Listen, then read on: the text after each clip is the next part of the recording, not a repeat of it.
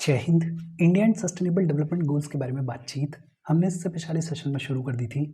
India and sustainable development goals की इसी बातचीत को आज के सेशन में भी कंटिन्यू करते हुए आज के सेशन में सबसे पहले हम बात करेंगे सर्कुलर इकोनॉमी के बारे में। सर्कुलर इकोनॉमी का मतलब क्या है, उस सब के बारे में आज हम पढ़ेंगे, बातचीत करेंगे। सर्कुलर इकोनॉमी के अंदर ही हम बात करेंगे circular economy and waste management के बारे में। सर्कुलर इकोनॉमी और वेस्ट मैनेजमेंट के बीच में क्या रिलेशन देखने को मिलता है, उस सब के बारे में भी आज हम पढ़ेंगे, बातचीत करेंगे। और फाइनली हम बात करेंगे इंडिया एंड सर्कुलर इकोनॉमी के बारे में। इन सभी चीज़ों के बारे में आज हम पढ़ेंगे, बातचीत करेंगे। देखो, शुरू करते हैं। सबसे पहले तो बेसिक सवाल, सर्कुलर इकोनॉमी का मतलब क्या होता है? बेहद सिंपल टर्म्स में अगर बात करें तो सर्कुलर इकोनॉमी बेसिकली प्रोडक्शन और कंजम्पशन का एक ऐसा मॉडल है जो कि फोकस करता है रिसाइकलिंग के ऊपर, जो कि फोकस करता है रीफर्बिशिंग के ऊपर, जो कि फोकस करता है रिपेयरिंग के ऊपर, जो कि फोकस करता है रीयूजिंग के ऊपर, जो कि फोकस करता है लीजिंग के ऊपर, जो कि फोकस करता है शेयरिंग के ऊपर। बेहद सिंपल, इकोनॉमी के अंदर प्रोडक्शन और कंजम्पशन का एक ऐसा मॉडल जो कि मटेरियल्स और प्रोडक्ट्स के रीसाइकलिंग के ऊपर फोकस करता है, रीफर्बिशिंग के ऊपर फोकस करता है, रिपेयरिंग के ऊपर फोकस करता है, रीयूजिंग के ऊपर फोकस करता है, उसी को क्या बुलाया जाता है? उसी को सर्कुलर इकोनॉमी बुलाया जाता है। और अब खुद ही सोच के देखो, अगर किसी इकोनॉमी में फोकस है रिसाइकलिंग के ऊपर, फोकस है रीफर्बिशिंग के ऊपर, फोकस है रिपेयरिंग के ऊपर, फोकस है रीयूजिंग के ऊपर, तो हमें उसका क्या एडवांटेज होगा? एक तो जो वेस्ट है वो मिनिमाइज होगा या नहीं होगा? बट ऑब्वियसली बात है, वेस्ट मिनिमाइज होगा। दूसरा, हमारे जो रिसोर्सेज हैं वो कंजर्व होंगे या नहीं होंगे? बट ऑब्वियसली बात है, रिसोर्सेज कंजर्व होंगे। हमारा जो एनवायरनमेंट है वो प्रोटेक्ट होगा या नहीं होगा? बट ऑब्वियसली बात है, एनवायरनमेंट प्रोटेक्ट होगा। इजी और सिंपल सी बातचीत है। सवाल आता है कि ये जो सर्कुलर इकोनॉमी देखने को मिलती है, इसके बेनिफिट्स क्या क्या हैं? एक जो सबसे बड़ा एडवांटेज है, जो सबसे बड़ा बेनिफिट है, वो क्या है? Environmental protection. खुद ही सोच के देखो, कोई ऐसी इकोनॉमी है जिसमें फोकस किया जा रहा है रीयूजिंग के ऊपर, जिसमें फोकस किया जा रहा है रिसाइकलिंग के ऊपर, तो हमारे जो नेचुरल रिसोर्सेज हैं वो कंजर्व होंगे या नहीं होंगे? बट ऑब्वियसली बात है, वो कंजर्व होंगे। हैबिटेट डिस्ट्रक्शन रिड्यूस होगा या नहीं होगा? बट ऑब्वियसली बात है, होगा। फॉर एग्जाम्पल, ये जो फॉरेस्ट होते हैं इनको काटा जाता है कई सारे प्रोडक्ट्स को बनाने के लिए, लेकिन अब आप फोकस कर रहे हो रीयूजिंग के ऊपर, अब आप फोकस कर रहे हो रिसाइकलिंग के ऊपर, तो कम फॉरेस्ट काटने पड़ेंगे, कम डिफॉरेस्टेशन देखने को मिलेगा। और अगर कम डिफॉरेस्टेशन देखने को मिलेगा तो कम हैबिटेट डिस्ट्रक्शन देखने को मिलेगा। और अगर कम हैबिटेट डिस्ट्रक्शन देखने को मिलेगा तो बायोडाइवर्सिटी लॉस जो है वो स्लो होगा या फास्ट होगा? बट ऑब्वियसली बात है, स्लो होगा। ग्रीन हाउस गैसेस का एमिशंस जो है वो रिड्यूस होंगे या बढ़ेंगे? बट ऑब्वियसली बात है, रिड्यूस होंगे। ऐसे बहुत सारे एडवांटेजेस देखने को मिलते हैं जब हम फोकस करते हैं सर्कुलर इकोनॉमी के ऊपर, जब हम फोकस करते हैं reusing and recycling of products के ऊपर। एक एडवांटेज ये भी हो सकता है कि पॉल्यूशन जो है वो रिड्यूस होगा या नहीं होगा? बट ऑब्वियसली बात है, पॉल्यूशन रिड्यूस होगा। दूसरा, रॉ मटेरियल्स के ऊपर हमारी जो डिपेंडेंस है वो भी रिड्यूस होती है। देखो, हमें ये समझ में आता है कि रिसोर्सेज फाइनाइट हैं, रिसोर्सेज फाइनाइट हैं और पॉपुलेशन बढ़ती जा रही है। रिसोर्सेज उतने ही हैं, फाइनाइट है और पॉपुलेशन बढ़ती जा रही है, तो डिमांड एंड सप्लाई का मिसमैच देखने को मिलेगा या नहीं मिलेगा? बट ऑब्वियसली बात है, डिमांड एंड सप्लाई का मिसमैच देखने को मिलेगा। इस बढ़ती पॉपुलेशन की जो डिमांड्स हैं उनको इन फाइनाइट रिसोर्सेज के साथ में फुलफिल करने में दिक्कत आएगी या नहीं आएगी? बट ऑब्वियसली बात है, दिक्कत आएगी। तो ऐसे में सॉल्यूशन क्या है? ऐसे में सॉल्यूशन है रीसाइकलिंग ऑफ प्रोडक्ट्स। जब हम प्रोडक्ट्स को रिसाइकल करेंगे, रीयूज करेंगे, तो एक तो जो प्राइस में फ्लक्चुएशंस देखने को मिलते हैं वो रिड्यूस हो जाएंगे।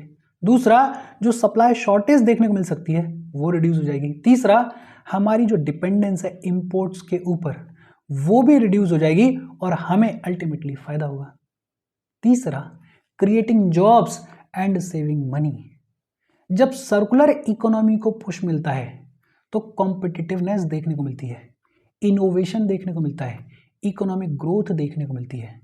खुद ही सोच के देखो कि एक तरफ तो सर्कुलर इकोनॉमी में बात होती है reuse and recycling of products के बारे में, लेकिन दूसरी तरफ जब सर्कुलर इकोनॉमी के ऊपर फोकस किया जाएगा तो जो रिसर्चर्स हैं वो ध्यान देंगे कि ऐसे प्रोडक्ट्स बनाए जाएं जिनकी क्वालिटी बेहतर हो, ऐसे प्रोडक्ट्स बनाए जाएं जो कि लंबे टाइम तक चलें, ऐसे प्रोडक्ट्स बनाए जाएं जो कि at the end of their life reuse किए जा सकें, रिसाइकल किए जा सकें।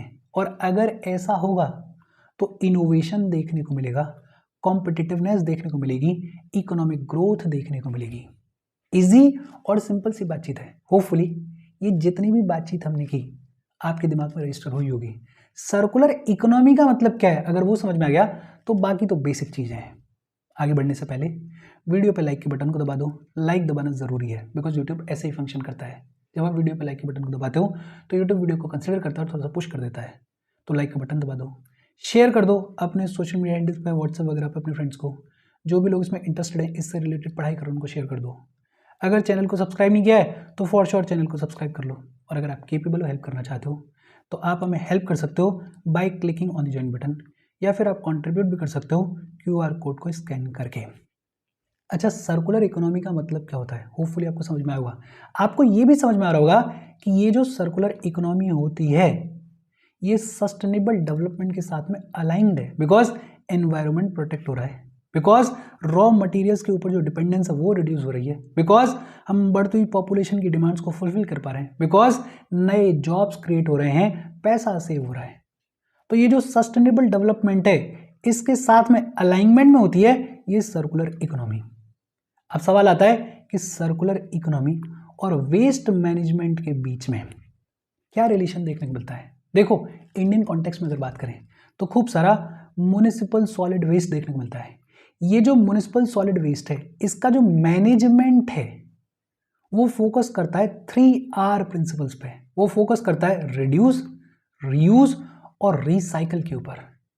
और ये जो सर्कुलर इकोनॉमी है ये भी तो यही बात करती है कि रिड्यूस, रीयूज और रिसाइकल। इनफैक्ट ये जो म्युनिसिपल सॉलिड वेस्ट है इसके ट्रीटमेंट की जो कैपेसिटी है वो हमारे कंट्री में सिग्निफिकेंटली इंक्रीज हुई है। 2014 में सिर्फ 18% म्युनिसिपल सॉलिड वेस्ट को ट्रीट किया जाता था। 2021 आते आते लगभग 68% म्युनिसिपल सॉलिड वेस्ट को ट्रीट किया जाता है। तो आप सोच सकते हो कि कितना सिग्निफिकेंट इंप्रूवमेंट है because of 3R principles, reduce, reuse and recycle. Dry waste management की अगर बात करें, हमारी कंट्री में सिग्निफिकेंट प्लास्टिक वेस्ट देखने को मिलता है। ये जो प्लास्टिक वेस्ट देखने को मिलता है अगर इसको रिसाइकल किया जाए तो हम रिसोर्सेज को सेव कर पाएंगे, और रिसोर्सेज को सेव करने के साथ साथ हम पॉल्यूशन को भी रिड्यूस कर पाएंगे। इंडिया लगभग annually 5.6 million tons of plastic waste को रिसाइकल करने का काम करता है, जो कि ग्लोबल एवरेज से 3 टाइम्स ज्यादा है। मतलब यहां पे हम बेहतर परफॉर्म कर रहे हैं, लेकिन प्लास्टिक वेस्ट भी हमारे यहाँ पे सिग्निफिकेंट जनरेट होता है। तो हमें और बहुत सारा काम करने की ज़रूरत है, जैसे जो एडवांस्ड रिसाइकलिंग की टेक्नोलॉजीज़ हैं उनको अडॉप्ट करने की ज़रूरत है, जो मटेरियल रिकवरी फैसिलिटीज़ हैं उनको बिल्ड करने की ज़रूरत है, बेटर सेग्रीगेशन ये बहुत बड़ी समस्या है, इसको हमें प्रॉपरली इंप्लीमेंट करने की ज़रूरत है, और इंफ्रास्ट्रक्चर को बिल्ड करने की ज़रूरत है। और ड्राई वेस्ट के अलावा फिर वेट वेस्ट भी देखने को मिलता है। ये जो वेट वेस्ट देखने को मिलता है इसका मैनेजमेंट किस तरीके से किया जा सकता है? ये जो बायोडिग्रेडेबल वेस्ट होता है इसको हम प्रोसेस कर सकते हैं कंपोस्टिंग के थ्रू, बायोमिथेनेशन के थ्रू। कंपोस्टिंग क्या होता है ऑलरेडी हमने पढ़ा हुआ है, बायोमिथेनेशन क्या होता है ऑलरेडी हमने पढ़ा हुआ है। ये जो बायोमिथेनेशन है इससे बायोगैस जनरेट होती है, इससे ऑर्गेनिक फर्टिलाइजर्स जनरेट होता है, और जो ग्रीन हाउस गैसेस का एमिशन है वो रिड्यूस होता है। तो ये जो वेट वेस्ट है इसको भी मैनेज किया जा सकता है अगर हम सर्कुलर इकोनॉमी के ऊपर फोकस कर रहे हैं। कंस्ट्रक्शन एंड डिमोलिशन वेस्ट, ये जो कंक्रीट है, ये जो ब्रिक्स हैं, ये जो मेटल्स यूज किए जा सकते हैं, इनको रिसाइकल किया जा सकता है। और अगर इनको हम रिसाइकल करेंगे तो जिस लेवल पे हम इन रिसोर्सेज को एक्सट्रैक्ट कर रहे हैं उसमें रिडक्शन देखने को मिलेगा, जो लैंडफिल यूसेज है उसमें रिडक्शन देखने को मिलेगा। ये जो कंस्ट्रक्शन एंड डिमोलिशन वेस्ट है ये बड़ा रीजन है एयर पॉल्यूशन का, स्पेशली दिल्ली वाले रीजन में, उसमें रिडक्शन देखने को मिलेगा। हमारे जो रिसोर्सेज हैं वो कंजर्व होंगे। देखो ये सारी जनरल सी बातचीत है, ये तो हम पढ़ रहे हैं, बाकी ये तो ऐसी चीजें हैं जो कि आपके दिमाग में ऑलरेडी होनी चाहिए। फिर waste water and sludge management, ये जो वेस्ट वाटर होता है इसको अगर हम रिसाइकल करें तो इसको नॉन पोर्टेबल वाटर के तौर पर यूज किया जा सकता है, इसको नॉन ड्रिंकिंग पर्पसेस के लिए यूज किया जा सकता है। और ये जो स्लज होता है इसको अगर हम प्रॉपरली ट्रीट करें तो इसको फर्टिलाइजर के तौर पर यूज किया जा सकता है। वही कॉन्सेप्ट कि रीयूज करो, वही कॉन्सेप्ट कि रिसाइकल करो। और फिर ये जो सर्कुलर इकोनॉमी है, जब इसमें हम वेस्ट मैनेजमेंट को इंटीग्रेट करते हैं तो एम्प्लॉयमेंट जनरेशन देखने को मिलता है, इकोनॉमिक बेनिफिट्स देखने को मिलता है। जब हम फोकस करेंगे रिसाइकलिंग के ऊपर, जब हम फोकस करेंगे प्रोसेसिंग के ऊपर, जब हम फोकस करेंगे इंफ्रास्ट्रक्चर के डेवलपमेंट के ऊपर, तो बट ऑब्वियस सी बात है कि इस फील्ड में नए नए जॉब्स का क्रिएशन देखने को मिलेगा।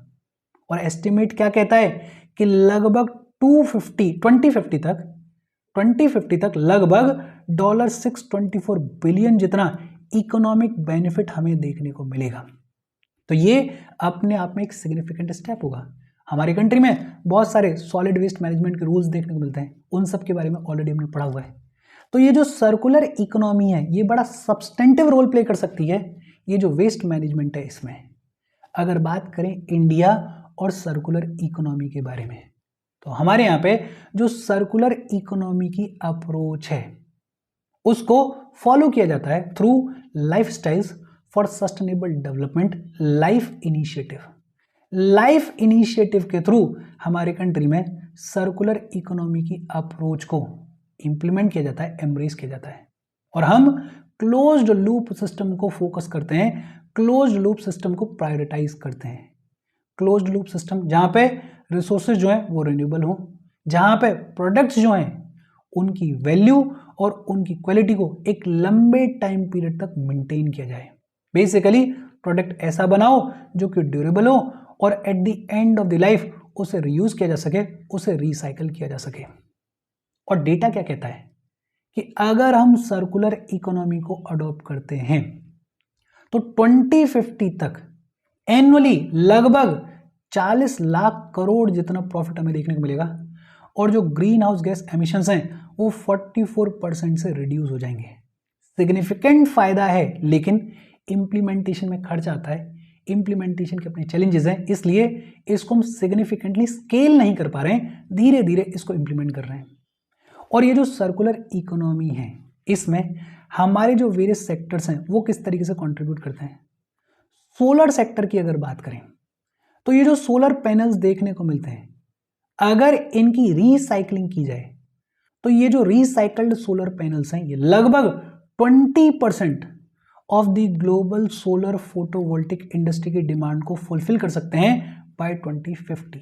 सोचो 20% डिमांड पूरी हो जाएगी अगर सिर्फ सोलर पैनल्स को हम रिसाइकल कर लें। तो ये जो बैटरीज देखने को मिलती हैं, अगर इन बैटरीज को हम रिसाइकल करें तो जो रॉ मटेरियल की प्रोक्योरमेंट कॉस्ट है वो लगभग 25 से लेके 30% तक रिड्यूस हो जाएगी।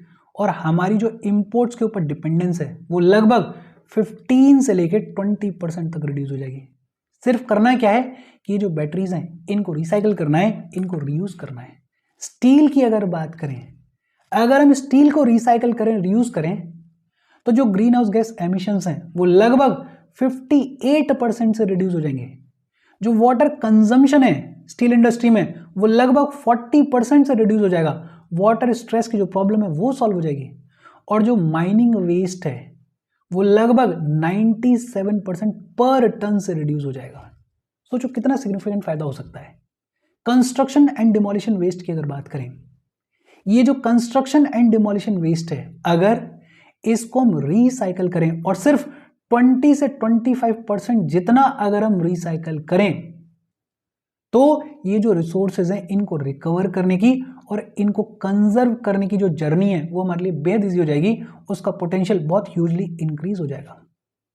एग्रीकल्चरल वेस्ट की अगर बात करें तो इंडिया सेकेंड लार्जेस्ट प्रोड्यूसर है एग्रीकल्चरल वेस्ट का। लेकिन ये जो एग्रीकल्चरल वेस्ट है अगर इसको प्रॉपरली रिसाइकल किया जाए, रीयूज किया जाए, तो इसको बायोचार के तौर पे यूज किया जा सकता है, बायोफ्यूल के तौर पे यूज किया जा सकता है, फॉडर के तौर पर यूज किया जा सकता है। वेस्ट वाटर की अगर बात करें, ये जो ट्रीटेड वाटर है अगर इसको हम रीयूज करें तो जो वाटर स्ट्रेस देखने को मिलता है वो सिग्निफिकेंटली रिड्यूस हो जाएगा। फ्रेश वाटर इकोसिस्टम्स के ऊपर जो बर्डन है वो सिग्निफिकेंटली रिड्यूस हो जाएगा। ऑर्गेनिक वेस्ट की अगर बात करें, ये जो ऑर्गेनिक वेस्ट है इसको अगर हम रिसाइकल करें, रीयूज करें, तो जो बायोगैस का प्रोडक्शन है वो सिग्निफिकेंटली इंक्रीज हो सकता है। और डेटा क्या कहता है, 50 ton per day bio CNG plant जो है वो लगभग 2 टन ऑफ गैस को प्रोड्यूस करता है। आप देख ही रहो कि आजकल ये जो ईरान इजराइल वाला कॉन्फ्लिक्ट चल रहा है इसकी वजह से गैस का कितना प्रॉब्लम देखने को मिला है। अगर हम ये जो बायोगैस प्रोडक्शन है इसको सिग्निफिकेंटली इंक्रीज करें तो जो डिपेंडेंस है वो भी हमारी रिड्यूस हो जाएगी और हम क्राइसिस को बेटर तरीके से मैनेज कर पाएंगे। इजी और सिंपल सी बातचीत है। इसके साथ आज की बातचीत हम यहीं पे खत्म कर रहे हैं। कोई डाउट हो कमेंट करके पूछ लेना। बेहद इजी सेशन है। Thank you very much.